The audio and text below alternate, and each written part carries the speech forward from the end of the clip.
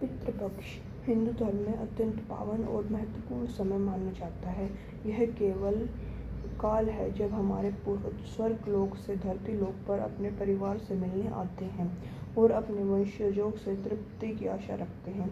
शास्त्रों में स्पष्ट लिखा गया है कि पितृपक्ष के दिनों में कुछ विशेष कार्य और खरीदारी करना वर्जित माना जाता है, क्योंकि अगर इन दिनों में हम अनुचित कार्य कर बैठते हैं तो हमारे पितृ अप्रसन्न हो जाते हैं और जीवन में अनेक प्रकार की कठिनाई खड़ी हो जाती हैं। कहा जाता है कि जब किसी परिवार में पितृ दोष लगता है तो उस घर के बड़े से बड़े कार्य बिगड़ जाते हैं, अचानक लड़ाई झगड़े बढ़ने लगते हैं, धन की हानि होती है और कई अन्य प्रकार की बीमारियां घर को घेर लेती हैं। यही कारण है कि इस पवित्र समय में हम हर इंसान को सतर्क रहना चाहिए। अगर आप चाहते हैं कि आपके पूर्वज हमेशा आप पर प्रसन्न रहें तो पितृपक्ष में इन दिनों पिंडदान और श्राद्ध जरूर करें। इससे न केवल आपके पितृ तृप्ति होगी बल्कि उनका आशीर्वाद आपके घर पर प्राप्त होगा और सुख समृद्धि बनी रहेगी। यही कारण है कि पितृपक्ष के 16 दिन अत्यंत विशेष माने जाते हैं। यह केवल श्राद्ध कर्म का समय नहीं बल्कि अपने पूर्वजों को याद करने का और उन्हें सम्मान देने का एक अवसर भी है। इन दिनों में सच्चे मन से किए जाने वाला दान अर्पण हमारे पितरों को प्रसन्न करता है और उनका आशीर्वाद हमारे जीवन में को मंगलमय बनाता है। आज हम इस खास वीडियो में बात करेंगे कि पितृपक्ष का महत्व क्या है और पितृपक्ष में भूल कर भी कौन से कार्य नहीं करने चाहिए जिससे पितृ अप्रसन्न या नाराज हो सकते हैं। इस साल पितृपक्ष की शुरुआत 7 सितंबर रविवार से हो चुकी है और इसका समापन 21 सितंबर को होगा। इन दिनों में हर घर में यह अवसर होता है कि वह अपने पूर्वजों का आशीर्वाद प्राप्त करें। लेकिन दोस्तों, पितृपक्ष के दौरान कुछ विशेष नियम और वर्जनाएं भी होती हैं। अगर इन नियमों को अनदेखी किया जाए तो पितरों की नाराजगी झेलनी पड़ सकती है। उदाहरण के लिए इन दिनों में दाढ़ी, मूंछ व बाल नहीं कटवाने चाहिए।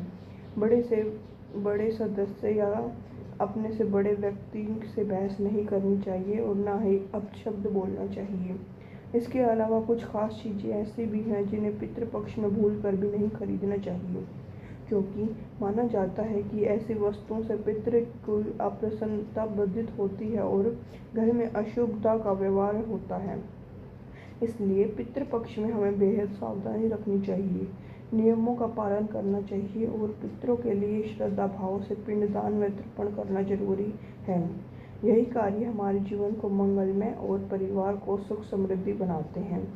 तो अब बात करते हैं वीडियो में कि पितृदोष के लक्षण क्या हैं और इससे बचने का उपाय कौन सा है और पितृदोष में कौन से कार्य वस्तुएं बिल्कुल भी नहीं करनी चाहिए। लेकिन उससे पहले आप सब से निवेदन है कि आप हमारे चैनल को सब्सक्राइब करें।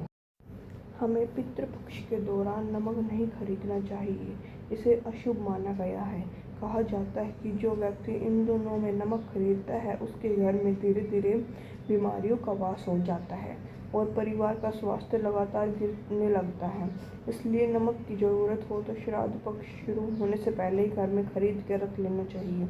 अब दूसरी चीज़ है सरसों का तेल। दोस्तों, अगर आप पितृपक्ष के दिनों में सरसों का तेल खरीदते हैं तो इससे न केवल पितृदेव नाराज होते हैं बल्कि शनिदेव भी अप्रसन्न हो जाते हैं। तो आप को जानते हैं कि शनिदेव किसी से रुष्ट हो जाते हैं तो उस व्यक्ति का जीवन में परेशानियों और संघर्ष का आगमन हो जाता है। इसलिए पितृदोष में भूल कर भी सरसों का तेल नहीं खरीदना चाहिए। ज़रूरत हो तो इसे भी श्राद्ध पक्ष शुरू होने से पहले ही ले आना चाहिए। अब है तीसरी चीज़ पर जो कि है झाड़ू। दोस्तों, शास्त्रों में झाड़ू को माता लक्ष्मी का प्रतीक माना गया है। यह घर की नकारात्मक ऊर्जा को बाहर निकालने वाली वस्तु है, लेकिन पितृपक्ष के दिनों में झाड़ू खरीदना बेहद अशुभ माना गया है। कहा जाता है कि इस दौरान झाड़ू की खरीदने से घर में आर्थिक स्थिति पर बुरा असर पड़ता है और धन का आय व्यय शुरू होने लग जाता है। इसलिए इस समय झाड़ू खरीदने की गलती बिल्कुल भी ना करें। चौथी चीज़ है नए वस्त्र व आभूषण। पितृपक्ष के समय हमें सादगी और सात्विकता में रहना चाहिए, क्योंकि यह दिन हमारे पूर्वजों को की स्मृति और तर्पण के लिए है। ऐसे में अगर हमें किसी नए कपड़े या आभूषण खरीद कर सजावट में लिपट जाते हैं तो पितृ अप्रसन्न हो जाते हैं। इसलिए इस अवधि में चमक दमक और फैशन से दूर रहकर सात्विक जीवन जीना ही श्रेष्ठ माना जाता है। अब बात करते हैं पांचवी तथा अंतिम चीज, भूमि, भवन या वाहन। दोस्तों, पितृपक्ष के 15 दिनों में कोई शुभ कार्य वर्जित बताया गया है। ऐसा माना जाता है कि जमीन, मकान या वाहन खरीदने का हानिकारक साबित हो सकता है।